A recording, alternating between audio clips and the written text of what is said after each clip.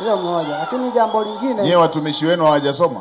Wamesoma, lakini kulikuwa inakuwaje dawa zipo, dawa mnazo zinaonekana hazipo, na mnalazimisha wananchi wakahangaike kutafuta dawa, na dawa zipo, serikali imenunua, zimeshafika.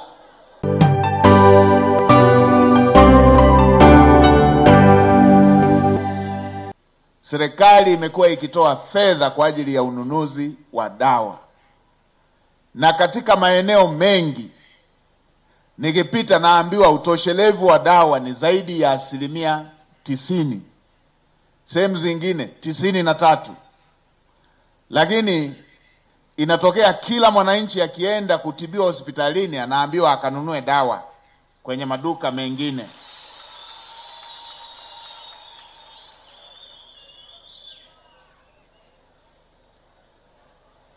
Utoshelevu wa 90%, sehemu moja nilipita 95. Lakini wagonjwa 95% nao wanaambiwa wakatafute dawa mtaani.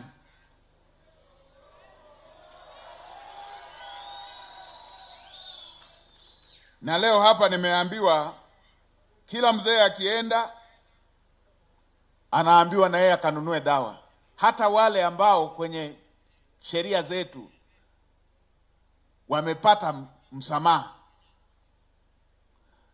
Hebu DMO tuambie, ninyi huku kwenye dawa mnanunuaje dawa?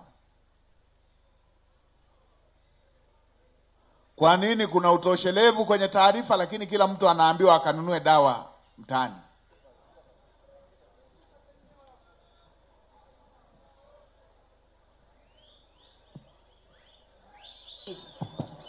Asante Mheshimiwa Waziri Mkuu. Sisi hapa tuna utoshelezi wa dawa kwa miaka miwili, hatujashuka chini ya 90%. Lakini changamoto kubwa tuliokuwa nayo ni baina ya sisi watumishi katika kuandika majina ya kampuni badala ya majina ya dawa tunazopokea, swala ambalo tumekuwa tukilishughulikia. Hilo ni moja. Lakini tatizo la watumishi, mnaandika majina ya kampuni badala ya majina ya dawa tunazozipokea kutoka Bohari ya Dawa ya Taifa MSD. Mimi sijakuelewa. Mnaandika majina ya kampuni badala ya majina ya dawa. Hiyo ndio inaleta 90%. Tuna zaidi ya 90%, lakini dawa tunakuwa nazo, isipokuwa kuna changamoto ya tunazozipokea, malalamiko ya watumishi, wanaandikiwa dawa ambayo tunayo inaandikwa jina ambalo sio la dawa tulionayo. Kwa mfano, paracetamol inaandikwa kwa jina la kampuni ambayo haisomeki kwa jina letu, kitu ambacho ni changamoto ya watumishi. Hilo moja. Lakini jambo lingine, nyewe watumishi wenu hawajasoma? Wamesoma, lakini kulikuwa inakuwaje dawa zipo, dawa mnazo zinaonekana hazipo, na mnalazimisha wananchi wakahangaike kutafuta dawa, na dawa zipo, serikali imenunua, zimeshafika? Ni kweli Mheshimiwa, tunakiri kwamba changamoto kubwa ilikuwa ni sisi wenyewe, lakini tumelifuatilia na tumewachukulia hatua baadhi ya watumishi ambao malalamiko yalitufikia. Nani na nani amechukuliwa hatua? Tuna watumishi 3 ambao wameshachukuliwa hatua. Hebu kamanda wa TAKUKURU, fanya uchunguzi kwenye huu mchezo wote huu, nipate taarifa hizi. Usikute wananchi wanalazimishwa wakanunue madawa kule. Serikali inaleta dawa hapa, zinaonekana hazipo. Usikute kule wanakoambiwa wakanunue ni maduka yenu, mnatanguliza dawa kule. Sawa. Mmeaminiwa, mnakoseaje kwamba mmekosea jina la dawa mpaka dawa zipo kwenye store yenu, wananchi wanakosa dawa na wanaume wanahitaji dawa hizo? Kamanda, ufuatilie na wote ambao wanahusika, wote wanaopokea dawa, wote wanaoagiza, wote wanaotoa hizo dawa, na wale wanaosema dawa hazipo. Hii michezo tunasababisha serikali inatukanwa, kumbe serikali imeshatimiza wajibu.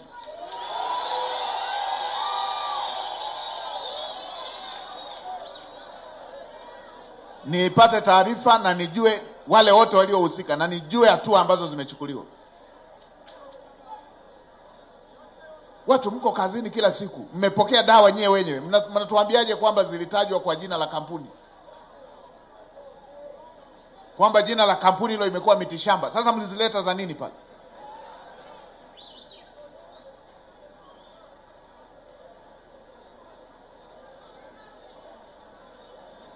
nipate wahusika wote ambao wamehusika na hili. Sawa. Haya ni mambo ya mizaha. Mnakuwa mnawaza nini? Na mnaeleza kiurahisi tu kama vile hatuongelei watu wanaoumwa.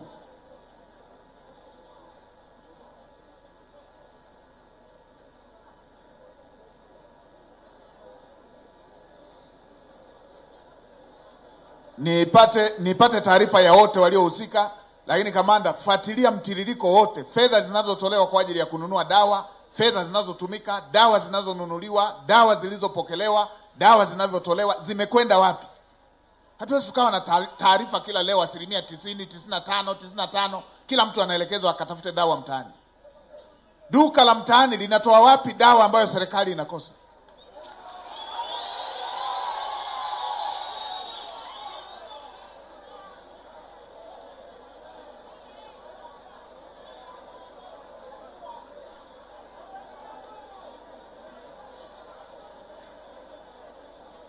Subiria nipate taarifa kwanza.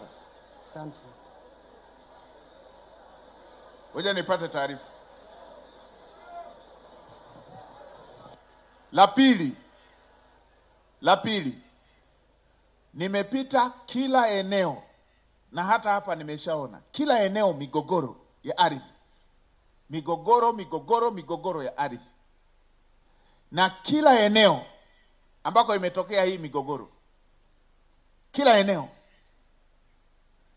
waanzilishi wa migogoro ni hawa ambao tuliwaamini kwenda kutatua, ndio maana hawaitatui.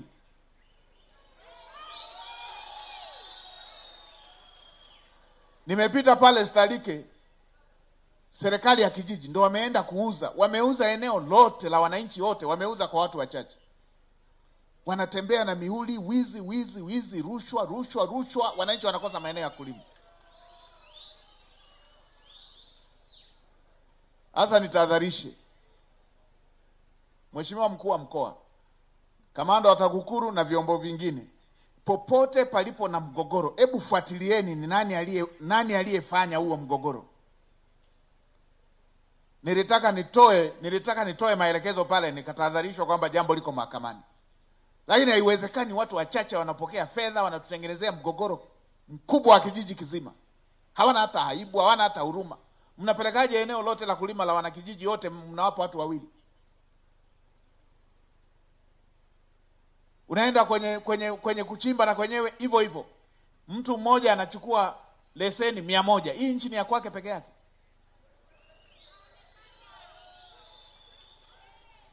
Sasa na hili pewa orodha yote ya maeneo ya migogoro. Tunataka tujue nani alikuwa na maslahi binafsi akasababisha matatizo. Watu wanaanza kuchukiana kwa ajili ya masuala ya ardhi. Nini? Watu wanatembea na miuli, rushwa, wanafumba macho, wanafoji mitasari. Mpaka watu wote waje washtuke eneo lilishakwenda. Haya ni mambo ambayo hayakubaliki. Nilipita na mkoa mmoja, nikamwambia mkuu wa mkoa, futa serikali yote ya kijiji ambayo imeuza eneo na wakamatwe. Tuanze upya. Sasa nimeshazipokea hoja hapo, tutaipitia moja baada ya nyingine.